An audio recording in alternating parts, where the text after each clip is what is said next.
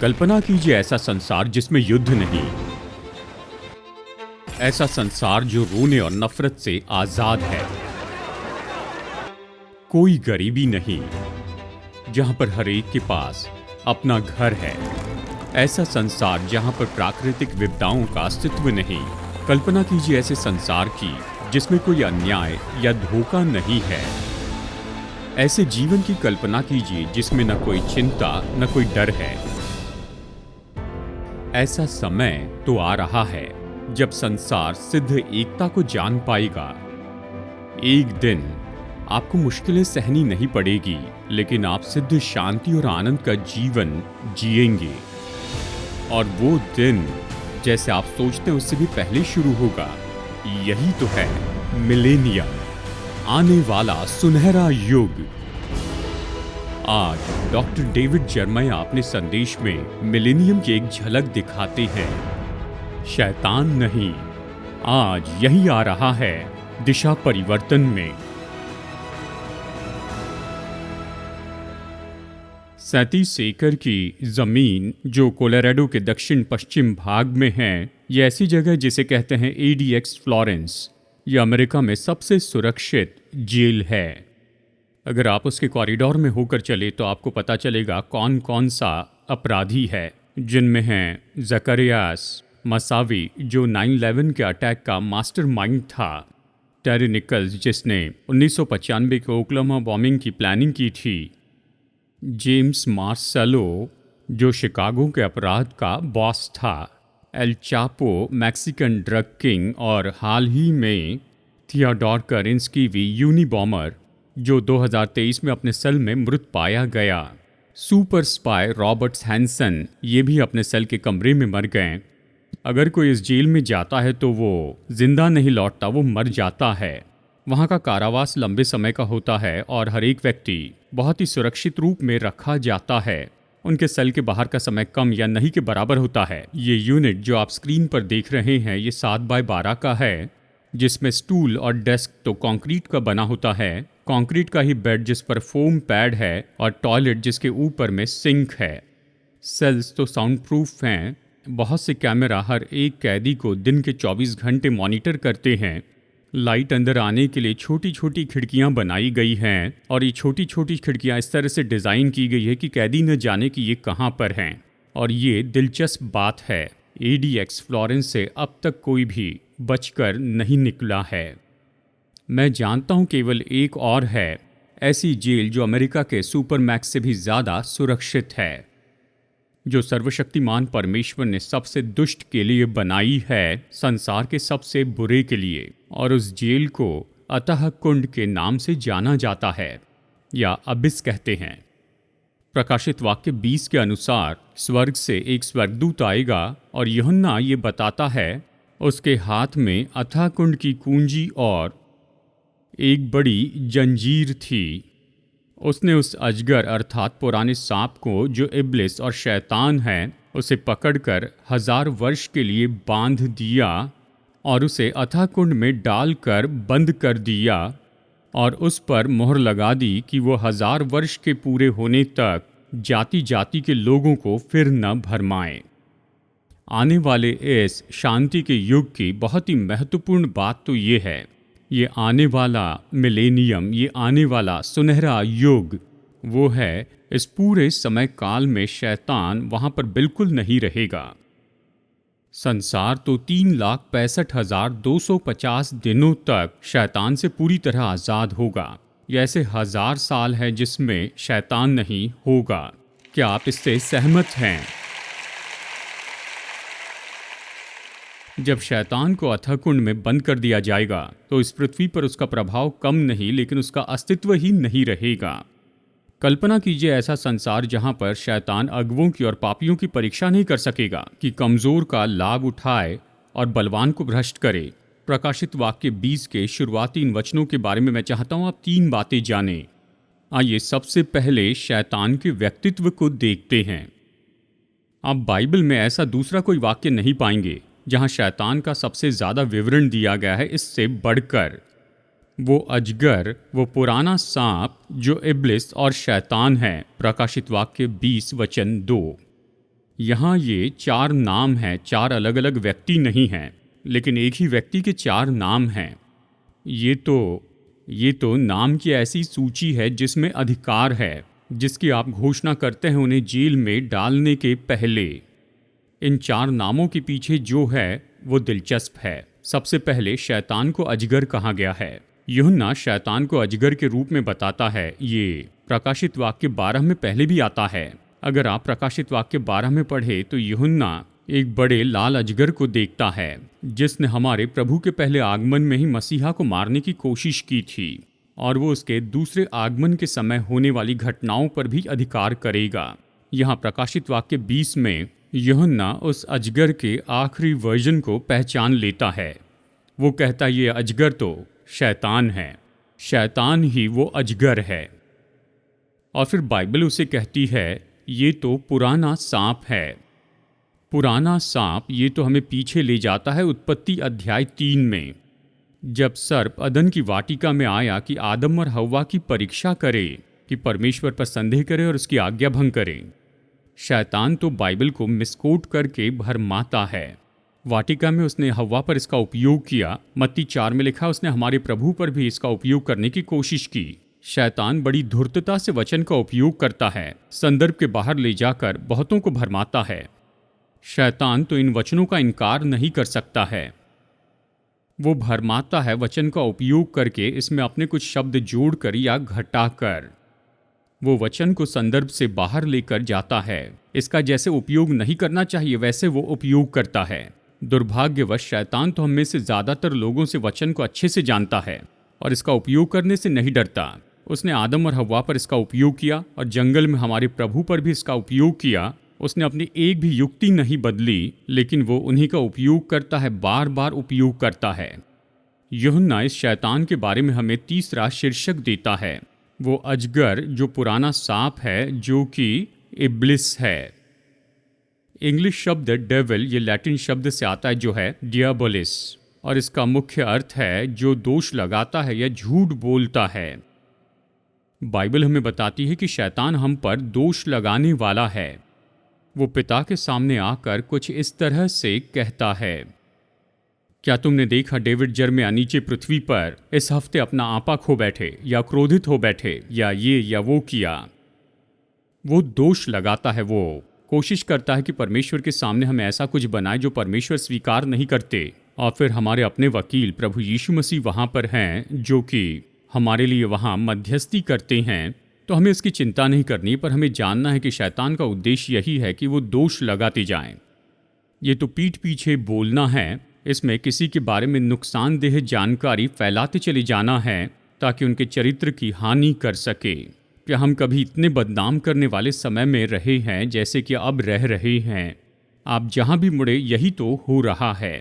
हर रात टेलीविजन पर आप ऐसे बदनामी की कहानी देख सकते हैं अगर आप देखना चाहे तो। और शैतान बिल्कुल ऐसा ही तो करता है, और हर एक बदनामी के पीछे शैतान का ही प्रभाव है। उत्पत्ति 3 में उसने परमेश्वर की बदनामी की और आदम और हव्वा के सामने उसने कहा परमेश्वर जानता है कि तुम निश्चय ही नहीं मरोगे। परमेश्वर जानता है कि जिस दिन तुम उसका फल खाओगे उसी दिन तुम्हारी आंखें खुल जाएगी और तुम भले और बुरे का ज्ञान पाकर परमेश्वर के तुल्य हो जाओगे। धूर्तता के साथ शैतान ने परमेश्वर की बदनामी करते हुए कहा ताकि परमेश्वर के सम्मान को दागदार कर दे, और परमेश्वर को ऐसे दिखाए कि वो तो बहुत ही कंजूस है, इसके बजाय कि उसे उदार व्यक्ति दिखाए। और उस दिन से लेकर अब तक शैतान को बस यही भाता रहा है कि सिंहासन के सामने प्रभु की संतानों पर दोष लगाए, हमारी गलतियां दिखाता और हम पर दोष लगाते जाता है। उसने किया अय्यूब के साथ, यहोशू के साथ, प्रकाशित वाक्य 12 में विश्वासियों के पूरे परिवार के साथ में किया। वो हमेशा हमारे विरुद्ध में है, लेकिन वो तो एक असफल युक्ति चला रहा है, क्योंकि हम तो यीशु के लहू से ढांके गए हैं। हम तो लहू में हैं, हम तो मसीह की सुरक्षा के अंदर हैं, और वो कोशिश करते रहता है, हालांकि वो सफल नहीं हो सकता है। वही तो अजगर है, वही पुराना सांप है, और वही इब्लिस है। और उसके लिए जो आखिरी नाम है वो तो विख्यात ऐसा नाम है कि वो तो शैतान है। उसने उस अजगर अर्थात पुराने सांप को, जो इब्लिस और शैतान है, पकड़ के, अब ये शब्द सीधा आता है ग्रीक शब्द सेटेनस से, जिसका अर्थ है विरोधी। अब सब लोग देखिए, शैतान आपका मित्र नहीं है। वो बेहतर होने के लिए आपकी मदद नहीं करता है, वो आपको नाश करना चाहता है। वो चाहता है कि आप मर जाएं। आपके लिए उसका लक्ष्य यही है कि आप मर जाएं। वो तो आपका विरोधी है। शैतान शब्द का यही अर्थ है, इसका अर्थ है विरोधी। और ये तो नए नियम में 30 से भी ज़्यादा बार आया है। शैतान हमारी परीक्षा करता है, वो हमारा लाभ उठाना चाहता है, वो हमें रोकता है, वो हमें उकसाता है कि हम झूठ बोलते जाएं, वो हमें धोखा देता है, वो कोशिश करता है कि हमारे हृदय से परमेश्वर का वचन चुरा ले। और ये सब तो सीधे वचन से ही हैं। हम सुरक्षित रूप में कह सकते हैं कि शैतान का लक्ष्य यही है कि परमेश्वर के लोगों को सामान्य बनाते जाएं। अगर आप विश्वासी हैं तो शैतान हर कोशिश करेगा कि किसी तरह से आपको लड़खड़ा दे, आपको मसीह जीवन से रोकना चाहेगा। वो चर्च को नाश करना चाहता है और इसलिए बहुत से चर्च में फूट और लड़ाई झगड़ा है। वो आपके विवाह को नाश करना चाहता है क्योंकि जानता है कि घर तो परंपरा के बनाने के लिए ईंटें जैसी हैं। अगर वो आपका विवाह नाश कर दे तो आपके बच्चों को साधारण बना देगा। वो यहाँ पर है, वो तो परमेश्वर की जगह लेना चाहता है। अगर उसे मौका मिले तो वही करेगा जो अंतिम समय में एंटीक्राइस्ट करेगा, खुद को भवन में परमेश्वर की जगह रखेगा और मांग करेगा कि लोग उसकी आराधना करें। शैतान ने कहाँ शुरू किया था? उसने इसी बात से शुरू किया। वो चाहता था कि उसकी आराधना की जाए, वो परमेश्वर बन जाए। वो चाहता था परमेश्वर के बजाय उसकी आराधना की जाए। आज भी शैतान विभाजन की अपनी कार्यनीति में काम करता है। वो तो जहर उंडेलता है, संदेह का, असहनीयता का, नफरत और जलन का। तो इस वचन का पहला भाग यही है कि शैतान कौन है। अब हम जानते हैं कि वो कौन है, लेकिन दूसरा भाग तो जेल है जिसमें उसे डाला गया है। बाइबल कहती, फिर मैंने एक स्वर्गदूत को स्वर्ग से उतरते देखा जिसके हाथ में अथाह कुंड की कुंजी और एक बड़ी जंजीर थी। उसने उस अजगर अर्थात पुराने सांप को जो इब्लिस और शैतान है पकड़ के 1000 वर्ष के लिए बांध दिया। और आगे ये कहती है, और उसे अथाह कुंड में डालकर बंद कर दिया। ये शब्द अथाह कुंड, आप इसके लिए ताली बजा सकते, ये अच्छी बात है। अथाह कुंड तो ये एक ऐसा शब्द है, इसका अर्थ है बहुत ही गहरी जगह। और ये परमेश्वर का सुपर मैक्स है। और मैं आपको बताना चाहता हूं कि इस कैद से भी कोई नहीं बच सकता है। ये नरक में है। नरक तो शैतान की अंतिम मंजिल होगी, लेकिन 1000 वर्ष के लिए वो पृथ्वी पर से चला जाएगा और इस अथाह कुंड की कैद में वो रहेगा। यहूदा की पत्री कहती है, फिर जिन स्वर्गदूतों ने अपने पद को स्थिर न रखा वरन अपने निज निवास को छोड़ दिया, उसने उनको भी उस भीषण दिन के न्याय के लिए अंधकार में जो सदा के लिए है बांध के रखा है। ये कहता है, जब स्वर्गदूत शैतान के बलवे में उसके पीछे चलने लगे तो उनमें से बहुतों को अबिस में डाल दिया गया। उनमें से कुछ आज़ाद है और वो शैतान के कामों को करने के लिए उसकी मदद करते हैं। इसका कारण केवल परमेश्वर जानते हैं। उसने शैतान को अनुमति दी है और उसकी कुछ दुष्ट आत्माओं को भी कि पृथ्वी के वातावरण में यात्रा करें। उनमें से बहुत से तो अभी जेल में हैं, जैसे मैं आपको बता रहा हूँ, वो अभी जेल में हैं। क्या आपको याद है लूका 8 में जब यीशु ने एक मनुष्य में से दुष्ट आत्माएं निकाली थी और वो दुष्ट आत्मा यीशु से विनती करने लगी बार बार कि ये आज्ञा न देना कि वो अबिस में चले जाएं। वो तो इस जगह से डरते थे। और प्रकाशित वाक्य 9 के तुरही के न्याय के समय एक स्वर्गदूत होगा जो कि अबिस के ढक्कन को खोलेगा। वो इन दुष्ट और बुरी दुष्टात्माओं को आज़ाद करेगा और क्लेश काल के समय वो आज़ाद किए जाएंगे। क्लेश काल सच में इतना भयानक होगा, इसके पीछे एक कारण है। तब दुष्टात्माओं के काम तो हर समय से सबसे ज़्यादा होंगे। नरक की दुष्टात्माएं खोली जाएंगी कि वो न्याय, नफरत और मृत्यु को अपने साथ लाए। यह उन 7 साल के समय का भाग है। तो यूहन्ना प्रकाशित वाक्य 20 में हमें बताता है कि शैतान को जंजीरों से बांधा जाएगा और वो बच कर नहीं जा पाएगा और फिर उसे कैद करके रखा जाएगा जिससे वो बच नहीं सकेगा और वो वहीं पर मिलेनियम के हर एक दिन पूरे होने तक रहेगा। इसलिए इसे सुनहरा युग कहा गया है, शैतान नहीं। हालेलुया। और अब गौर करते हैं, केवल शैतान का व्यक्तित्व ही नहीं और दुष्ट आत्माओं की कैद ही नहीं, लेकिन देखते हैं उनके छुटकारे का समय। इस समय में यूहन्ना कहता है कि शैतान 1000 वर्ष के पूरे होने तक जाति जाति के लोगों को फिर न भरमाए। क्या आप जानते मसीह के मिलेनियम के राज्य में इस सुनहरे युग के समय हम जो पृथ्वी पर मसीह के साथ रहकर राज्य करेंगे, हम शैतान के अधिकार से छुड़ाए जाएंगे। जब परीक्षा करने वाला जाति जाति के लोगों की परीक्षा नहीं कर पाएगा तो कौन से बदलाव आएंगे? ये तो अदन से भी बेहतर हो जाएगा, क्योंकि अदन में शैतान को हमारे पहले माता पिता की परीक्षा करने दी। मिलेनियम में इस तरह से कुछ भी नहीं होगा। इसका मतलब ये नहीं कि पृथ्वी पर पाप नहीं होगा। मुझे गौर से सुनिए, जिनके पास मरणहार देह होगी वो अपने पाप के स्वभाव से फिर भी लड़ते रहेंगे, क्योंकि नए आकाश और नई पृथ्वी के नया स्वर्ग का स्तर अब तक आने का होगा। पर इसके बारे में सोचिए, आज विश्वासी के नाते हमारे 3 शत्रु हैं, और वो शत्रु हैं संसार, शरीर और शैतान। जरा सोचिए ये कितना अलग होगा जब इन तीनों में से एक चला जाएगा और हम हमारे शत्रु के द्वारा भरमाए नहीं जाएंगे। पौलुस ने कहा कि शैतान तो इस संसार का ईश्वर है। आने वाले सुनहरे युग में वो अपनी सामर्थ खो देगा। उसकी योग्यता नहीं होगी कि किसी तरह की शारीरिक अभिलाषा के लिए परीक्षा करे या वैवाहिक जीवन में समस्या लेकर आए। जबकि हमारी परीक्षा होती है तो शैतान की इन अभिलाषाओं की बातों का हमें सामना नहीं करना होगा। उसकी बुरी इच्छा के द्वारा हमें गेहूं के जैसे फटका नहीं जाएगा। ना ही वो हमारी परीक्षा कर पाएगा कि हम एक दूसरे से झूठ बोले, जैसे प्रेरित 5 में हनन्याह की परीक्षा की थी। हम एक दूसरे को क्षमा कर पाएंगे क्योंकि हम शैतान की युक्तियों से पूरी तरह आज़ाद होंगे, और वो अनपेक्षित पलों में हमको ऐसे झंझोड़ कर नहीं रखेगा कि जैसे हम रविवार के दिन चर्च से बाहर निकलते हैं वो हमारे हृदय से वचन चुरा लेता है। पहला थिस्सलुनीकियों 2 में जैसे उसने परमेश्वर के काम करने वालों को रोका था वैसे नहीं रोक पाएगा। ना ही उसमें योग्यता होगी कि दुष्ट आत्माओं के द्वारा लाई गई प्राकृतिक आपदाओं में हमें किसी तरह से फंसाए। उसमें योग्यता नहीं होगी कि इस पृथ्वी पर हमारे परमेश्वर के कामों में रुकावट डाले, और ना ही वो देशों के बीच में इस तरह से दुश्मनी ला पाएगा। बाइबल कहती है कि ये युग जो कि आने वाला है, हम युद्ध की कला फिर न सीखेंगे। युद्ध खत्म हो जाएंगे, शैतान युद्ध लेकर नहीं आएगा। और बाइबल कहती है कि फिर वो जाति जाति को परेशान नहीं करेगा, वो ऐसा करने लायक नहीं रहेगा। उसे तो अतः कुंड में कैद करके रखा जाएगा। बाइबल हमें बताती है कि शैतान तो आरंभ से ही हत्यारा है, और जब वो चला जाएगा तो हम अपेक्षा करते हैं कि उस सुनहरे युग में हत्या नाम की किसी तरह की कोई बात नहीं रहेगी। वो आरंभ से पाप करता आया है, तो हम अपेक्षा कर सकते हैं कि सुनहरे युग में और ज़्यादा धर्मी होंगे, और हम ऐसे स्वभाव को दिखा पाएंगे जो काफ़ी समय से हमने नहीं देखा है। शैतान तो अभिमान से फूला है, और जब वो चला जाएगा तो हो सकता है कि हम और ज़्यादा नम्र हो जाएंगे। आज शैतान ऐसे करता है कि बहुत से लोग अपनी समझ को खो देते हैं और उसकी इच्छा पूरी करते।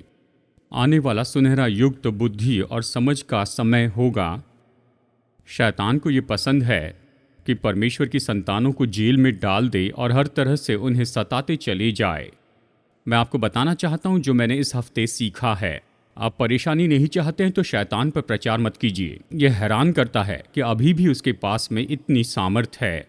वो हमारे साथ क्या करता है जब हम तैयार होते हैं कि उसके बारे में लोगों को चेतावनी दे। किसी ने मुझसे पूछा, आपको क्या लगता है कि लोग प्रकाशित वाक्य की किताब क्यों नहीं समझ पाते, वो इसे क्यों नहीं पढ़ते? शैतान उन्हें ये पढ़ने से रोकता है, क्योंकि खैर चलिए मैं आपसे ये सवाल पूछता हूँ, अगर कोई आपके जीवन के भयानक अंत पर कोई किताब लिखें तो क्या आप चाहेंगे कि कोई उसे पढ़े? उसने इस किताब को पहले ही पढ़ा है, ये उसके भविष्य की कहानी उसे बताती है। ये तो मेरे लिए एक बहुत ही दिलचस्प अध्ययन रहा है। इसके कुछ कारण हैं। सबसे पहले, क्या आपने गौर किया कि शैतान तो उठते जा रहा है? न्यूज़ वीक मैगजीन ने एक बड़ा आर्टिकल पब्लिश किया जिसका नाम है अमेरिकन पॉप कल्चर में शैतान तो नरक के जितना गर्म हो रहा है। लेखक ने न्यूज़ वीक के लिए परंपरा की बातों का अध्ययन करके लिखा, शैतान तो फिल्मों में सबसे आगे और केंद्र है, टीवी शो में और पॉडकास्ट में, यहाँ तक कि बच्चों की किताबों में भी। आप देख रहे हैं कि क्या हो रहा है। चर्च में लोगों का आना घट रहा है।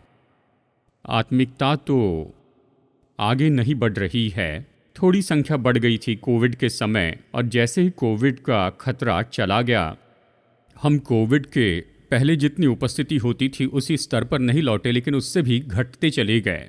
कोविड में तो बहुत से चर्च में जाने वाले लोग चले गए, वो इंटरनेट पर चर्च देखने लगे और फिर कभी चर्च में नहीं आए।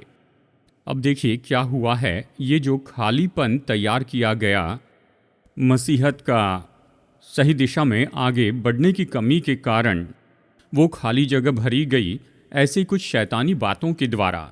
अगर आप गौर से देखें तो आप ये जानेंगे, यात्रा करते समय आप ज़रा देखिए, अभी सैटेनिक चर्च है, चर्च के सामने वे इश्तिहार देते हैं कि वो तो सैटेनिक चर्च हैं। ये बहुत ही डराने वाला है। याद रखिए, हम उस पल से केवल शायद 7 साल की दूरी पर हैं जब परमेश्वर शैतान को अथाह कुंड में डालेंगे और दरवाज़ा बंद कर देंगे। और उस भविष्य का ज्ञान आज हमें तसल्ली देना चाहिए। आमीन।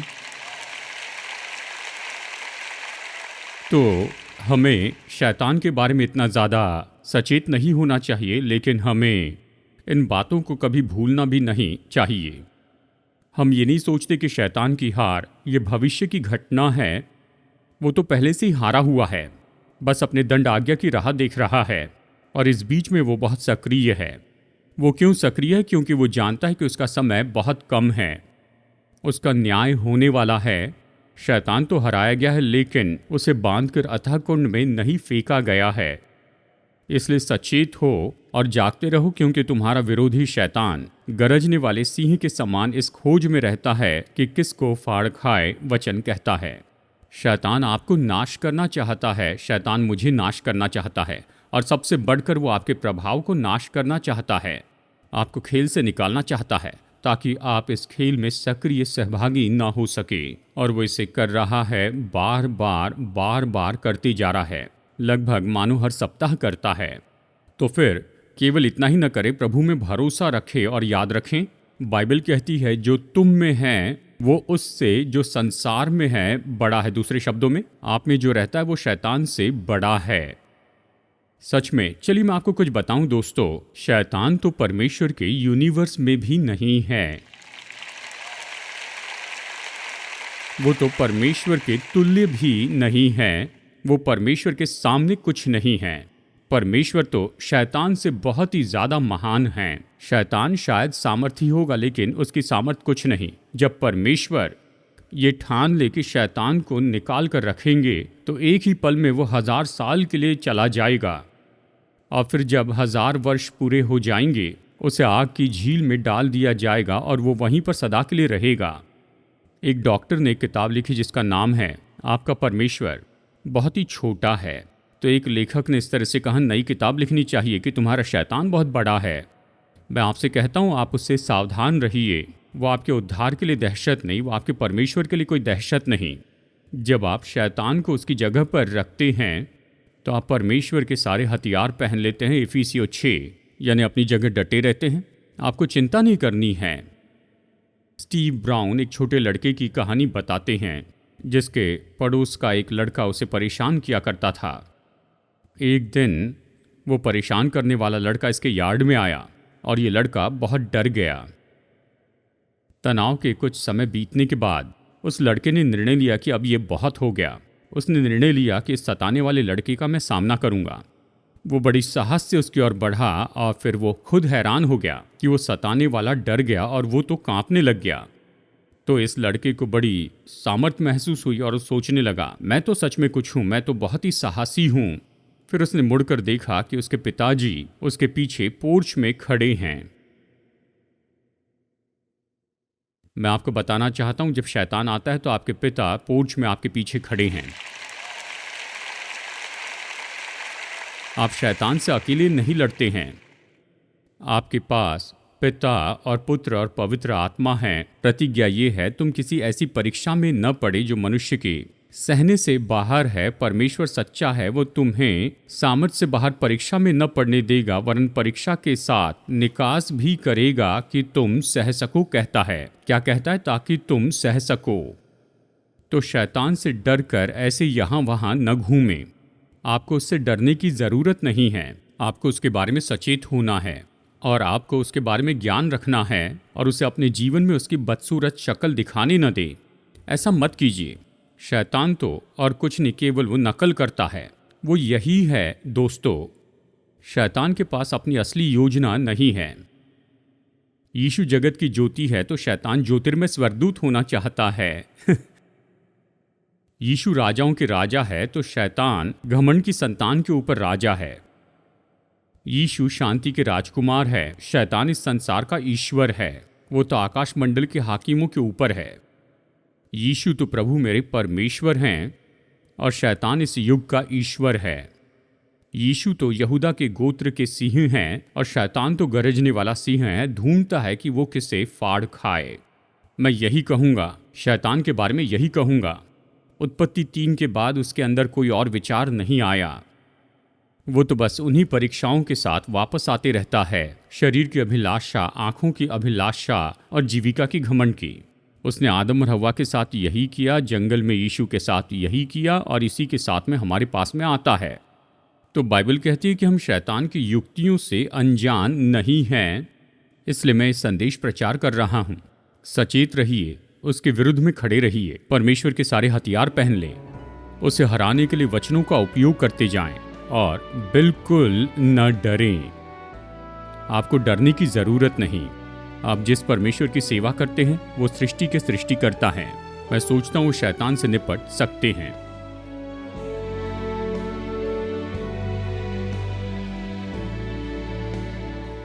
दिशा परिवर्तन में आज मेरे साथ जुड़ने के लिए धन्यवाद। जितना ज्यादा हम परमेश्वर के वचन का अध्ययन करते हैं, उतना ज्यादा जानते हैं कि हमारे प्रेमी परमेश्वर हम में से हर एक के साथ व्यक्तिगत संबंध रखना चाहते हैं। अगर आप उसके साथ ये संबंध शुरू करना चाहते हैं तो पहला कदम है अपने पापों से पश्चाताप करें और प्रभु यीशु से विनती करें कि वो आपके प्रभु और उद्धारक हो जाएं। परमेश्वर का मुफ्त का उद्धार पाने का ये निर्णय लेने के बाद तो परमेश्वर के साथ मसीह यीशु में नई सृष्टि के रूप में आपकी यात्रा शुरू होगी। तो आज आपने अगर विश्वास का ये कदम उठाया है, मैं प्रोत्साहित करता हूँ दूसरे विश्वासियों को अपना ये निर्णय बताएं, या भरोसेमंद सेवकाई या लोकल चर्च को, और अपने इस नए विश्वास में उन्नति करते चले जाएं।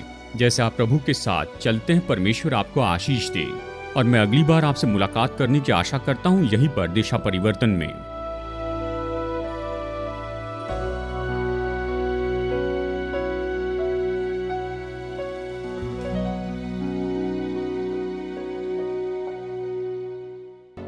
हाल ही में किसी ने मुझसे पूछा, दिशा परिवर्तन क्या है और दिशा परिवर्तन क्या करता है?